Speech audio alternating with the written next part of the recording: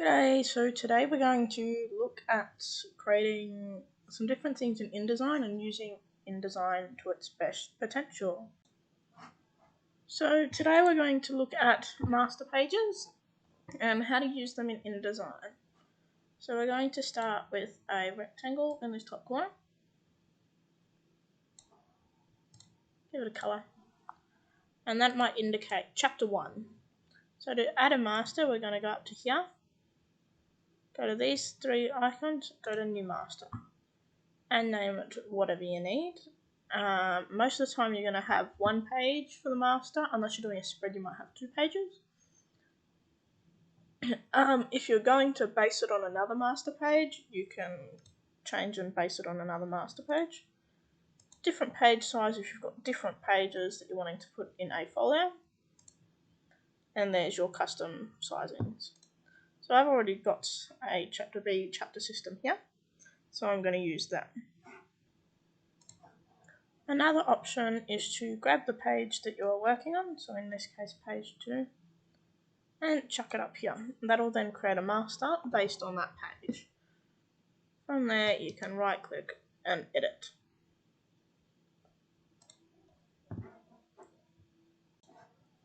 We can then add new pages to the document, and if you've got a master applied,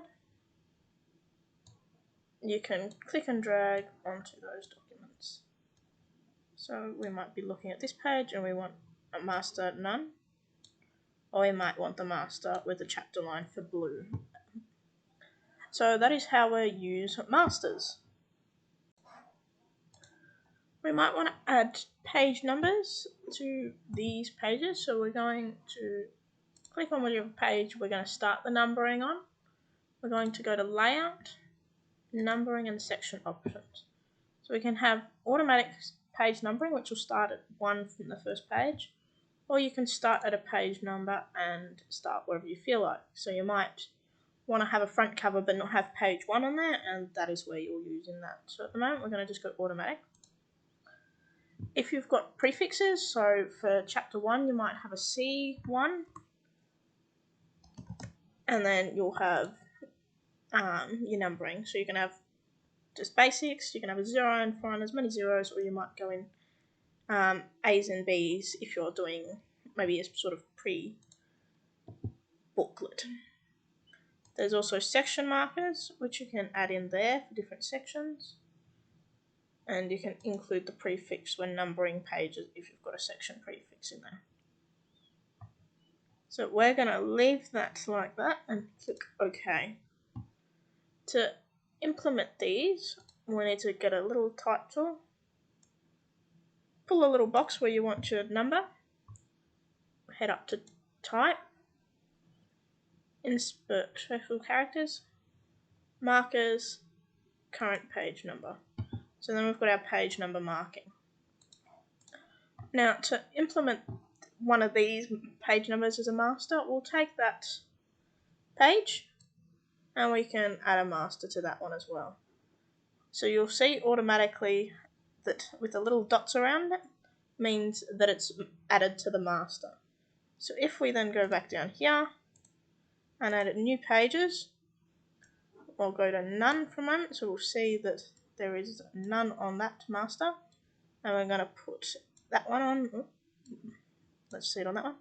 We can see that that automatically adds a page number for the master. So it's a really quick and easy way to add page numbers, and then you don't really have to think about it. You don't have to copy and paste that little box in the corner, and it'll always be in the same place. Another great thing we can do with InDesign is generating automatically updated contents pages. So based on your page numbers and based on paragraph styles. So paragraph styles are on this icon here.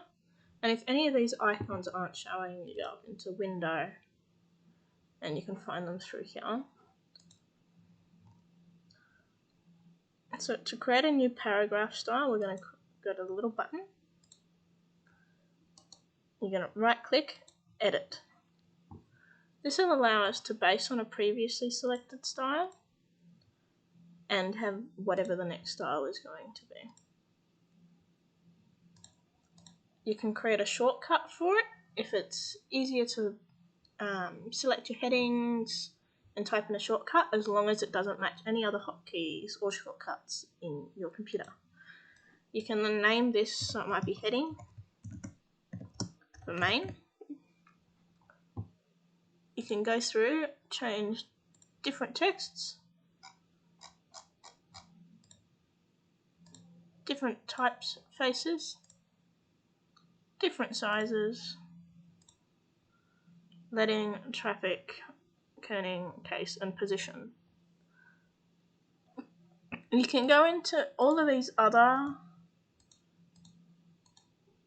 tabs as well, but they are our main two that we need to go, and then you click OK. You can do this for multiple things, and then when you type in your text,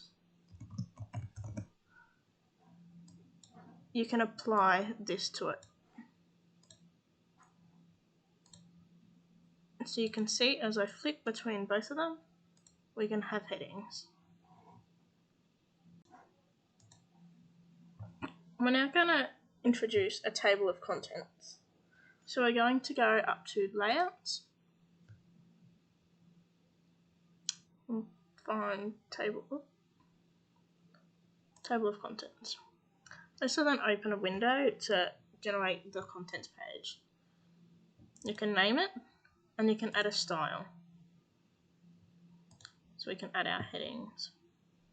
In our paragraphs, in our contents, we can add our paragraph styles. This will automatically generate these headings and these styles as headings in our contents page. From here, we can click OK. We'll then put it here. As we can see, this is our heading pages. If I go back over to type and type in something else, and make that a header.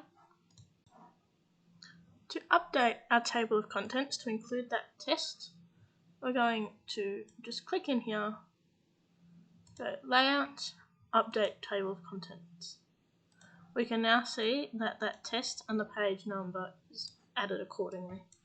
If we then move this onto a different page, we can go back into here, update, and it'll change the page layout for that one as well. That covers most of the basics in InDesign and creating a successful folio that's really easy and updates according to what you're needing, especially whilst working in group or chapters with the coloured as master pages. Thanks for listening.